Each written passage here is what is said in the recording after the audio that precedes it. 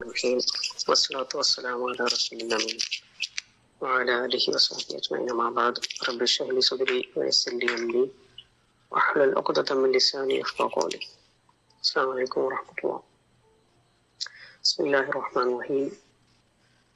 من كان يريد الحياة الدنيا وزينتها نوفي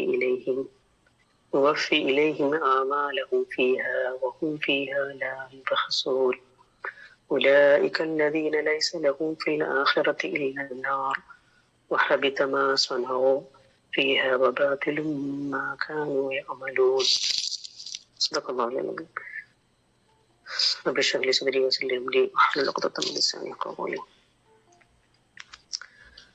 ഒരു മനുഷ്യന്റെ ജീവിതത്തിൽ ഏറ്റവും ഭയപ്പെടുത്തുന്ന നമ്മളെ പ്രത്യേകിച്ച് പരലോകത്ത് നമ്മളെത്തുന്ന സമയത്ത് അല്ലെങ്കിൽ മരിക്കുന്ന സമയത്ത് നമ്മൾ വളരെയധികം പേടിക്കേണ്ട ഒരു സംഗതിയാണ് ചെയ്ത പ്രവർത്തനങ്ങൾ പാഴായി പോവുക എന്നുള്ളത്. വളരെ കഷ്ടപ്പെട്ട് ചെയ്തു കൂട്ടിയ കാര്യങ്ങൾ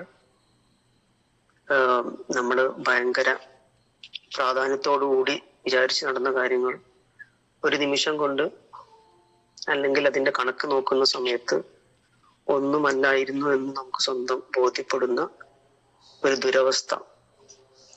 അള്ളാഹു അങ്ങനെയുള്ള കാര്യങ്ങളിൽ നിന്ന്, അങ്ങനെ വന്നു പോകുന്നതിൽ നമ്മളൊക്കെ കാത്തി രക്ഷിക്കുമാറാവട്ടെ എന്ന് നമുക്ക് പ്രാർത്ഥിക്കാം. പക്ഷെ ഈ ഒരു സംഗതിയെക്കുറിച്ച്, പ്രവർത്തനങ്ങൾ പാഴായി പോകുന്ന സംഗതിയെക്കുറിച്ച് ഖുർആനിൽ പല സ്ഥലങ്ങളിൽ പറഞ്ഞിട്ടുണ്ട്, പല രീതിയിൽ പറഞ്ഞിട്ടുണ്ട്. അതിനുള്ള കാരണങ്ങൾ ഓരോ ആയത്തിലും അതിനുള്ള കാരണങ്ങൾ പലതായിട്ട് പറഞ്ഞതായിട്ട് നമുക്ക് കാണാൻ കഴിയും. അതിലൊരു കാരണം എന്ന് പറയുന്നത് നമുക്ക് പെട്ടെന്ന് മനസ്സിലാവുന്ന കാരണം, അല്ലെങ്കിൽ ഒരുപോലെയുള്ള കാരണങ്ങളാണ്. ഒന്ന്, കപട വിശ്വാസികളുടെ വിഷയത്തിൽ പറഞ്ഞിട്ടുണ്ട്, അധർമ്മങ്ങളിൽ മുഴുകുന്ന ആളുകൾക്ക് ഈ ഒരു സംഗതി അവർ ചെയ്തു പോകുന്ന കാര്യങ്ങൾ നഷ്ടപ്പെടും എന്ന് പറയുന്നുണ്ട്. സത്യവിശ്വാസത്തെ നിരാകരിക്കുന്നവർ, സത്യനിഷേധികൾ, ഷിർക്ക് ചെയ്യുന്നവർ, അള്ളാഹുവിന്റെ ആയത്തുകളെ കളവാക്കുന്നവർ, നാളെ പരലോകത്ത് അള്ളാഹുവിനെ കണ്ടുമുട്ടുമെന്ന് വിശ്വസിക്കാത്തവർ, അല്ലെങ്കിൽ അതിനെ കളവാക്കിയ ആളുകൾ, അതേപോലെ ഇസ്ലാമിൽ നിന്ന് പുറത്തു പോകുന്ന മുർത്തദായ വിശ്വാസിയായി പിന്നെ അതിനുശേഷം അവിശ്വാസിയാകുന്ന ആളുകൾ, ഇവരുടെയൊക്കെ പ്രവർത്തനങ്ങൾ പാഴായി പോകും എന്ന് അള്ളാഹു പറയുന്നുണ്ട്. ഇത് നമുക്ക് പെട്ടെന്ന് മനസ്സിലാവും, കാരണം അവിശ്വാസവുമായി ഡയറക്റ്റ് കണക്ട് ചെയ്ത കാര്യങ്ങളാണ്. എന്നാൽ വേറെ 2-3 കാര്യങ്ങൾ, അതാണ് ഇന്ന് നിങ്ങളുമായി പങ്കുവെക്കാൻ ആഗ്രഹിക്കുന്നത്. അതിലൊന്ന് അള്ളാഹു പറഞ്ഞത്, നമുക്ക് ഈ 3 കാര്യങ്ങൾ നമ്മൾ നോക്കിക്കഴിഞ്ഞാൽ മനസ്സിലാവും ഇന്നത്തെ ലോകത്തെ ഒരു അവസ്ഥയിൽ. നമ്മൾ പലപ്പോഴും സത്യാസത്യ സംഘടന നടക്കുന്ന ഒരു ലോകത്താണല്ലോ നമ്മൾ ജീവിക്കുന്നത്. അതിൽ വളരെ പ്രധാനപ്പെട്ട, അല്ലെങ്കിൽ നമ്മുടെ ഒരു ഭൂമിയിലെ ജീവിതത്തിൽ നമ്മളുടെ മുമ്പിൽ വരുന്ന, വ്യക്തിപരമായിട്ടായിരുന്നാലും ഇനി അതല്ല ഒരു സമൂഹം എന്നുള്ള നിലയിൽ ഒക്കെ തന്നെ നമ്മുടെ മുമ്പിൽ വരുന്ന 3 കാര്യങ്ങൾ അള്ളാഹു പറയുന്നു. ആ 3 കാര്യങ്ങൾ നിങ്ങൾ പെട്ടുപോയാൽ നിങ്ങളുടെ പ്രവർത്തനങ്ങൾ പാഴാക്കും എന്ന് അള്ളാഹു പറയുന്നു. അതിലൊന്ന് സൂറത്തിൽ ആലിമ്രാനിലുള്ള ഒരു ആയത്താണ്. അതില് അള്ളാഹു പറയുന്നത് പിന്നെ 3 കാറ്റഗറിയിലുള്ള ആളുകളാണ്. ഒന്ന്, അള്ളാഹുവിന്റെ ആയത്തുകൾ നിഷേധിക്കുക, പ്രവാചകന്മാരെ കൊല്ലുക, അതേപോലെ തന്നെ നീതി പാലിക്കാൻ കൽപ്പിക്കുന്ന ആളുകളെ വധിക്കുക. നമ്മൾ ഇന്നത്തെ ലോകത്ത് വളരെയധികം നടക്കുന്ന ഒരു സംഗതിയാണ്. സത്യവും നീതിയും ഒക്കെ പുലർത്താൻ വേണ്ടി സംസാരിക്കുന്ന, അതിനുവേണ്ടി മുന്നിട്ടിറങ്ങുന്ന ആളുകളെ വധിക്കുക.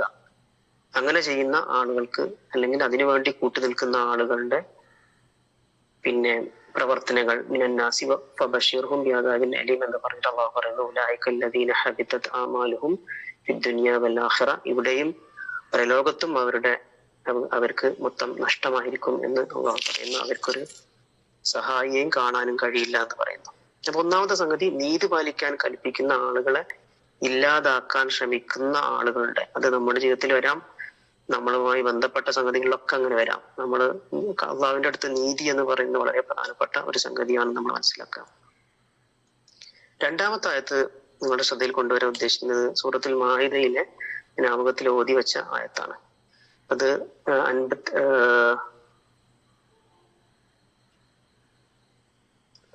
ആമുഖത്തിൽ ഓതിയതല്ല, അത് ഞാൻ അവസാനം പറയാം. ഇപ്പൊ പറയുന്നത് മാഇദയിലെ 52, 53 ആയത്തുകളാണ്. അവിടെ അള്ളാഹു പറയുന്നത്, നമുക്കറിയാം ഓരോ കാലഘട്ടത്തിൽ ഇസ്ലാമും അനിസ്ലാമും തമ്മിൽ സംഘട്ടനം ഉണ്ടാകുന്ന സമയത്ത് പലപ്പോഴും സമൂഹത്തിൽ ഉയർന്ന നിലയിൽ നിൽക്കുക എന്ന് തോന്നുന്നത് അനിസ്ലാമികമായ പിന്നെ സത്യത്തിന്റെ ആളുകളായിരിക്കും മുന്നിൽ നിൽക്കുക. അപ്പൊ അവരുമായി കൂട്ടുകൂടുക എന്ന് പറയുന്നത്, അവരുമായി അഡ്ജസ്റ്റ്മെന്റിന് പോവുക എന്ന് പറയുന്നത് നമ്മുടെയൊക്കെ ഒരു വളരെ ഈസി ആയിട്ടുള്ള കാര്യമായിരിക്കും. അസത്യവുമായിട്ട് അഡ്ജസ്റ്റ്മെന്റിന് പോയി കഴിഞ്ഞാൽ പല കാര്യങ്ങളും നടക്കും എന്നും അറിയാം. അള്ളാഹു അവിടെ ഉപയോഗിക്കുന്ന കാര്യം എന്താന്ന് പറഞ്ഞാൽ, പിന്നെ അവർക്ക് മനസ്സിൽ അവർക്ക് രോഗമുണ്ട്, എന്നിട്ട് അവരുമായി ഇങ്ങനെയുള്ള ആളുകളുമായി കൂട്ടുകൂടാൻ വേണ്ടി അവർ തിടുക്കം കൂട്ടും. ഇതിനുള്ള കാരണമായിട്ട് അള്ളാഹു പറയുന്നത് അവർക്ക് പേടിയാണ്. എന്തെങ്കിലും പ്രശ്നം ഞങ്ങൾക്ക് വന്നേക്കുമോ? അള്ളാഹുവിൽ വിശ്വാസമില്ല, തവക്കുലിന്റെ കുറവാണ്. നമ്മളുടെ കാര്യങ്ങൾ നല്ല രീതിയിൽ മുന്നോട്ട് പോകണമെന്നുണ്ടെങ്കിൽ മറ്റുള്ള ആളുകളുടെ സഹായം ആവശ്യമുണ്ട് എന്ന് വിചാരിക്കുകയാണ്. വല്ല വിപത്തും ഞങ്ങൾക്ക് വന്നേക്കുമോ എന്ന് അവർ ആശങ്കിക്കുകയാണ് എന്നവർ പറയുന്നു. എന്നിട്ട് പറയുന്നു, പിന്നെ ഇങ്ങനെയുള്ള ആളുകൾ അടുത്ത ആയത്തിൽ പറയുന്നു, പിന്നെ അവർക്ക് അവസാനം പിന്നെ ഭൂമിയിൽ തന്നെ അവർക്ക് ഒരു പിന്നെ പരാജയം ഉണ്ടാവും അങ്ങനെ ചിന്തിക്കുന്ന ആളുകൾക്ക്.